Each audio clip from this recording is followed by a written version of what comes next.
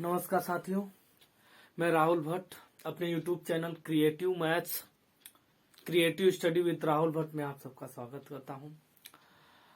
जैसा कि आप जानते हैं कि कई सारे एग्जाम्स आने वाले हैं या फिर नहीं भी आने वाले, जब भी आए हम लोग जो है यहाँ मैथ्स को स्टडी करेंगे टॉपिक वाइज, चाहे वो यूपी लेखपाल में कैसे आता हो, रेलवे ग्रुप डी में कैसे आता हो, और भी जो भी कॉम्पिटेटिव एग्जाम है उसके लिए हम लोग मैथ्स को टॉपिक वाइज स्टडी करेंगे। एक एक टॉपिक को स्टडी करें, मैथ्स को, क्रिएटिव मैथ्स यानी मैथ्स को इतने आसानी से हम लोग स्टडी करेंगे, एकदम बेसिक कॉन्सेप्ट से लेकर हायर कॉन्सेप्ट तक स्टडी करेंगे। ये मेरा फर्स्ट वीडियो है, परसेंटेज पर पार्ट 1 है। इसमें हम लोग बेसिक कॉन्सेप्ट को समझेंगे, उसके बाद किस तरह के क्वेश्चन एग्जाम्स में आते हैं, यूपी ट्रिपल में कैसे आते हैं, रेलवे ग्रुप डी में कैसे आते हैं, या फिर यूपी लेखपाल में कैसे आते हैं, अन्य जो भी एग्जाम में कैसे आते हैं, बारी बारी पे उस पर हम डिस्कस करेंगे। तो सबसे पहले बेसिक कॉन्सेप्ट को समझते हैं और आपको समझ में आएगा कि ये क्रिएटिव मैथ्स क्यों है, बिकॉज ये बेसिक टू प्रो चलेंगे। ठीक है, चलिए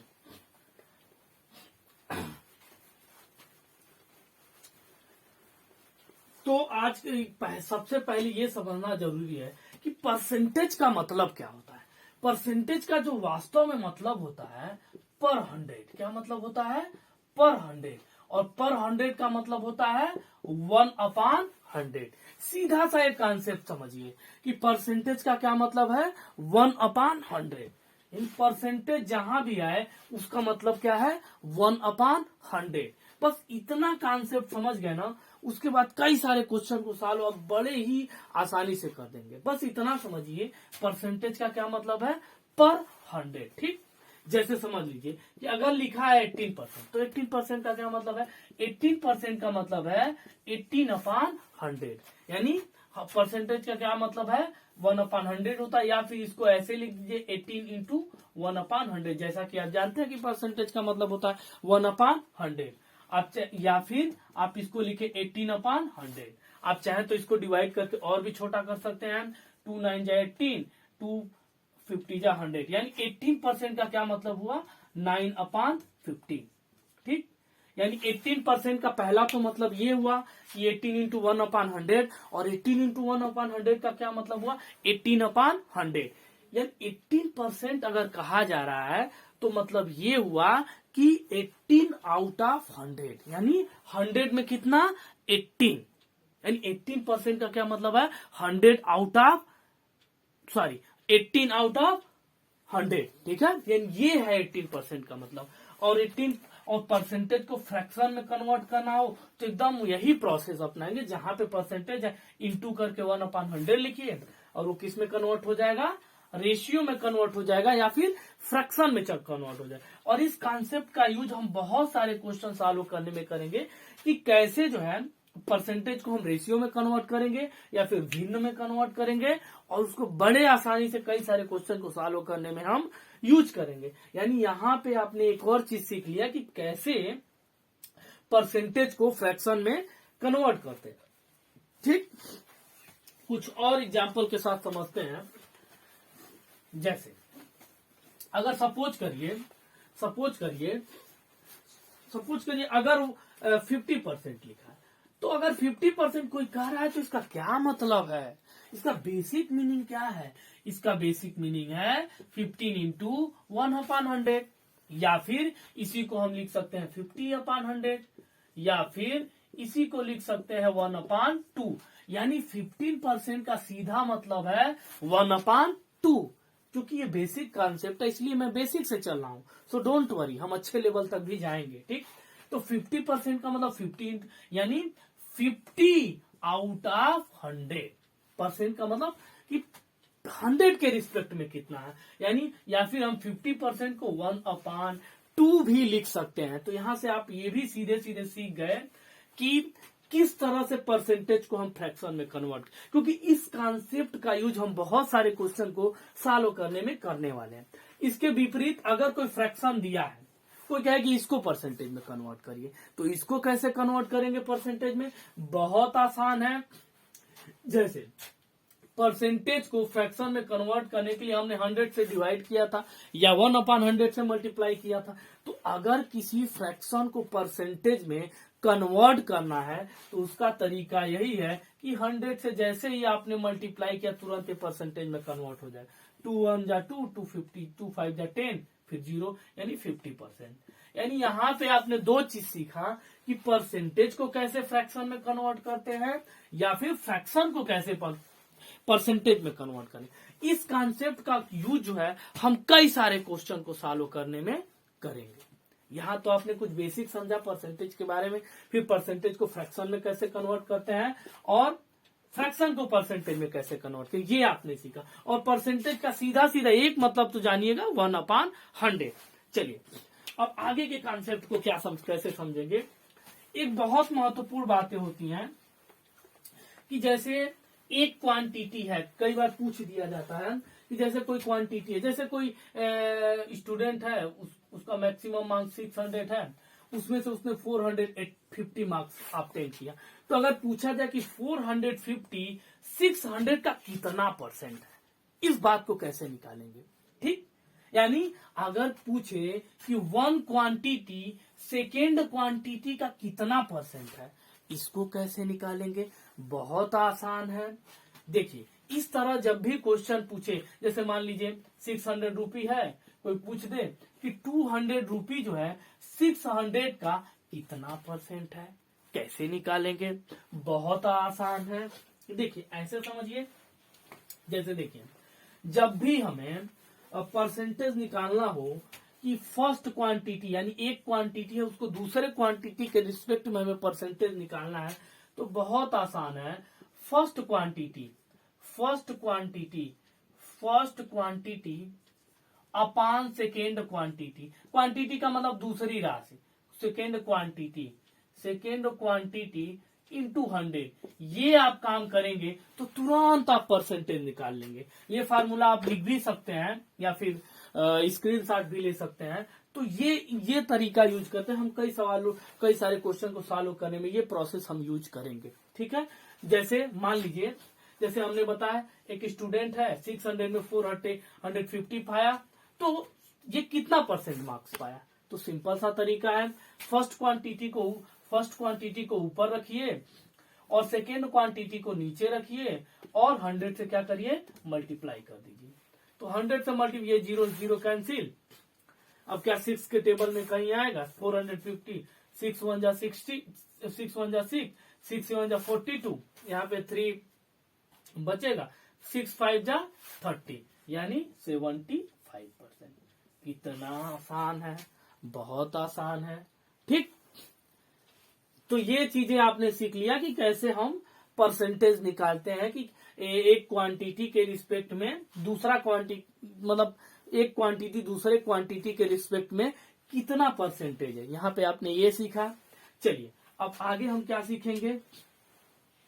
आगे हम सीखेंगे, कई बार ये क्वेश्चन पूछ देता है कि इसका इतना परसेंट निकालिए। अगर कोई पूछ दे कि 500 है या फिर जैसे हमने 600 है, इसका 80% निकालिए। 80% कितना होगा? 600 का 80% निकालिए या फिर 80% ऑफ 600। हमने बताया था कि 80% का मतलब होता है 80 इंटू 1/100 या फिर इसी को हम 80/100 भी बोलते हैं। बीच में जहां का है वहां मल्टीप्लाई का सिंबल लगा दीजिए। उसके बाद परसेंटेज आपका बहुत ही आसान तरीके से निकल जाएगा। 6 का 0 में मल्टीप्लाई 0, 6 8 जा कितना होगा? 48, यानी 600 का जो 80% होगा वो 480 होगा। तो ये सारे बेसिक कॉन्सेप्ट आपने सीखा। अब हम कुछ क्वेश्चन को सॉल्व करेंगे जो यूपी SSC में पूछे गए हैं। चलिए देखते हैं कि कैसे क्वेश्चन पूछे गए। देखिए अभी बेसिक क्वेश्चन पे चलेंगे, डायरेक्ट हम हार्ड को, ये पार्ट 1 है, यहाँ पे हम लोग केवल बेसिक क्वेश्चन को डिस्कस करेंगे। तो चलिए क्वेश्चन को डिस्कस करते हैं। देखिए इसको मैं मिटा देता हूं और एक क्वेश्चन को डिस्कस करते हैं। जैसे देखिए एक क्वेश्चन पूछा गया है, जैसे क्वेश्चन ये है, एक परीक्षा में क्वेश्चन ये है, एक परीक्षा में 35% छात्र पास हुए। ये क्वेश्चन है, ध्यान से सुनिएगा। 35% छात्र पास हुए और 455 छात्र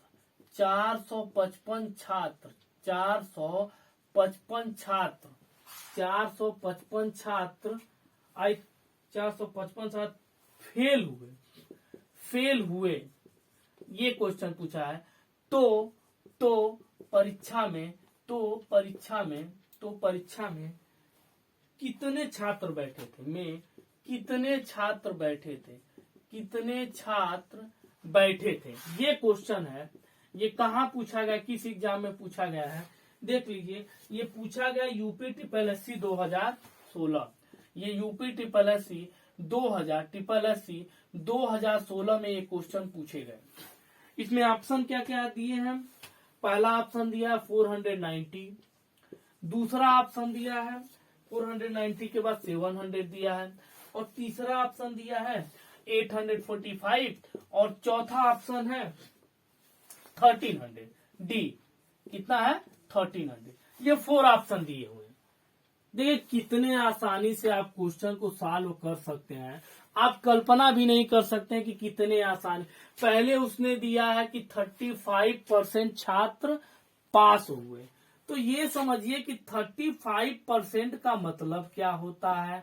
35% का मतलब होता है 35/100। या इसको अगर और आसान किया जाए तो 5 7 जा 35, 5 2 जा 10, यानी 7/20। हमने और आसान कर दिया।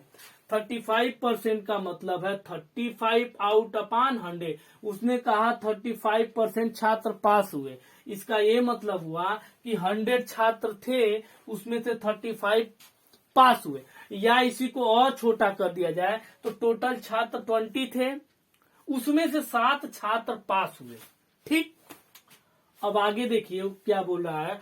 और 455 छात्र फेल हुए, यानी फेल होने वाले छात्रों की संख्या बता रहा है कि 455 छात्र। हमने जो यहाँ पे फ्रैक्शन निकाला उस पर ध्यान दीजिए कि 7 छात्र पास हुए, किसमें से? 20 छात्र में से। यानी फेल कितने हुए? 13 छात्र। यानी अगर मैं छात्रों की संख्या 20 मान लूं तो उसमें से 7 छात्र पास हो गए, तो फेल कितने हुए? 13 फेल हुए। कितने फेल हुए? यानी 13 छात्र पास फेल हो गए। लेकिन यहाँ तो बता रहा कि 455 छात्र फेल हुए। इसका ये मतलब है कि 13 के ये 455 क्या 13 के इक्वल है। ठीक है, तो 13 जब 455 के बराबर है, यहाँ तो 13 455 के बराबर, तो 1 किसके बराबर होगा? 455/13। अब देखा जाए कितना आ रहा है 1 की वैल्यू। 13 1 जा 13, 13 3 39, यहाँ 6 बचेगा और ये हो जाएगा 65। तो 13 5 65 आप जानते हैं, यानी 1 की वैल्यू आ रहा है 35। 1 की वैल्यू कितना आ रहा है? 35। यहाँ हमने निकाला कि 13 छात्र फेल हो गए, लेकिन यहाँ इस क्वेश्चन में दिया 455, इसका मतलब 13 455 के बराबर है। और यहां से हमने निकाला कि 1 35 के बराबर है। ठीक, तो 1 35 के बराबर है, ये तो क्लियर है। लेकिन हमने 7 छात्र जो पास हुए थे, वो टोटल कितने छात्र में से? हमने माना था कि टोटल 20 छात्र हैं, उसमें से 7 पास हो गए, तो टोटल छात्र हमने क्या माना? 20। जब 1 की वैल्यू 35 है तो 20 की वैल्यू कितना होगा? 20 इंटू 35, यानी 35 2 जा 70, यानी 700। तो आपका करेक्ट आंसर क्या होगा? 700। कितना आसान क्वेश्चन है। इस तरह के क्वेश्चन यूपी ट्रिपल एससी में पूछे गए हैं। तो ये बहुत ही आसान तरीके से आपने समझ लिया। आप ध्यान से इसको देखेंगे एक बार और फिर से इस वीडियो को, इस क्वेश्चन को समझ लेते हैं कि सिंपल सी बात है। उसने कहा कि परीक्षा में 35% छात्र पास हुए, तो 35% का क्या मतलब है? 35% का मतलब 35/100। उसको थोड़ा सा हम सिंप्लीफाई किए, अपॉन 20। इस बात का ये मतलब है कि टोटल छात्र 20 थे, उसमें से 7 छात्र पास हुए। ठीक, तो फेल कितने हुए, यहीं से क्लियर है कि 13 छात्र फेल हुए, लेकिन इसने तो बताया 455 छात्र। इसका मतलब ये जो 13 है वो 455 के इक्वल है। तो यहां से 1 किसके इक्वल है, 1 की वैल्यू आ जा रहा है 35। हमने टोटल छात्र माना था, यहाँ पे इसके हिसाब से 20 है, तो टोटल छात्र तो जब 1 की वैल्यू 35 है तो 20 की वैल्यू कितनी हो जाएगी, 700। तो आपका करेक्ट आंसर कितना होगा, 700। कितना आसान है। चलिए नेक्स्ट क्वेश्चन को समझते हैं कि नेक्स्ट क्वेश्चन क्या है। चलिए, तो नेक्स्ट ऐसे क्वेश्चन आपके यूपी ट्रिपल में पूछे जाते हैं। चलिए नेक्स्ट क्वेश्चन हम एक एक, अभी चूंकि ये पहला वीडियो है ना, बेसिक कॉन्सेप्ट है, तो बहुत कठिन क्वेश्चन पे नहीं जाएंगे। एक क्वेश्चन पूछा है कि यदि यदि यदि यक्स का 10%, यक्स का 10%, देखिए कितना आसान, यक्स का 10%, वाई का 25%, यानी ये चीज दे दिया कि यक्स का 10% किसके इक्वल है, वाई के 25% के बराबर। तो पूछ रहा है कि यक्स रेशियो वाई की वैल्यू कितनी होगी। कितना आसान है, यक्स रेशियो। चलिए, और इसमें ऑप्शन क्या क्या दिया है, देखिए एक ऑप्शन दिया है 2:5, दूसरा ऑप्शन क्या दिया है, दूसरा ऑप्शन दिया है 5:2, तीसरा ऑप्शन क्या दिया है, तीसरा ऑप्शन दिया है 2:3, और चौथा ऑप्शन क्या दिया है, चौथा ऑप्शन दिया है 3:2। ये भी यूपी ट्रिपल एस 2016 में पूछा गया है क्वेश्चन। देखिए कितने आसानी से आप कर लेंगे, बस थोड़ा सा बेसिक कॉन्सेप्ट को आप समझ लीजिए। ठीक है, इसने कहा है कि यक्स का 10% वाई के 25% के बराबर है। कितना आसान है, लिखिए यक्स का 10% वाई के 25% के इक्वल है। वाई के किसके इक्वल है, 25% के इक्वल है। ठीक है, सॉल्यूशन देखिए, यक्स का जहां का लिखा है वहां इंटू लिखिए, और 10% लिखा है, 10% का मतलब पर 100 यानी 10/100। उसी तरह वाई का 25% जहां का आया है वहां इंटू लेके 25% मतलब 25/100 हम पहले ही बता चुके हैं। 10 1 जा 10, 10 10 जा 100, 25 1 जा 25, 25 4 जा 100, यानी अब बचा कितना, यक्स अपॉन 10। क्या बचा, यक्स का 1 में मल्टीप्लाई तो यक्स, और नीचे 10 है तो x upon 10 equal to y का 1 में मल्टीप्लाई तो वाई इक्वल टू 4। ठीक, यहां से आप समझिए। इसके बाद आप क्या लिख सकते हैं कि चूंकि हमको यक्स अपान वाई, क्योंकि यक्स रेशियो वाई का तो मतलब यही होता है कि x upon Y, x upon Y ये हमको निकालना है। ठीक, चलिए, तो यक्स अपान वाई का तरीका है कि वाई को यहां पर लेते जाइए, और चूंकि यहाँ ये ऊपर है तो इस साइड में जाएगा तो नीचे हो जाएगा, और यहाँ पे ये नीचे है तो इस साइड में जाएगा तो ऊपर हो जाएगा। यानी सीधी से मतलब है कि x upon y equal to हो जाएगा 10/4। अब इसको डिवाइड कर दिया जाए, 2 5 जा 10, 2 2 जा 4, यानी आया कितना 5/2। यानी जब यक्स अपान वाई है 5/2 तो यक्स रेशियो वाई कितना निकलेगा, 5:2। कहीं ऑप्शन में है, अरे बहुत आसान है, इतना आसान है। तो ये क्वेश्चन पूछा गया था, देखिए कितने आसानी से आपने कर लिया। ठीक है, तो और भी हम क्वेश्चन सीरीज लाते रहेंगे, क्योंकि ये पहला सीरीज था तो इसमें जो है हम बहुत कठिन क्वेश्चन नहीं लाए हैं। चलिए एक और क्वेश्चन को करते हैं। चलिए, क्योंकि ये बेसिक कॉन्सेप्ट है ना, तो बेसिक में बेसिक क्वेश्चन किया जाएगा। ठीक है, अब इसके बाद हम कठिन की तरफ बढ़ेंगे, लेकिन अभी बेसिक क्वेश्चन पे एक क्वेश्चन पूछा है। देखिए एक क्वेश्चन पूछा है कि 50 का 860%, 50 का 860%, देखिए कितने आसानी से आप कर लेंगे, प्लस 860 का 50%। देखिए 860 का 50% किसके बराबर है, देखिए कौन क्या क्या ऑप्शन में दिया हुआ है। एक ऑप्शन में दिया है 430, दूसरे ऑप्शन में दिया है 516, तीसरे ऑप्शन में दिया सी क्या दिया है, 516, उसके बाद 860 दिया है, और क्या दिया डी में क्या दिया है 960।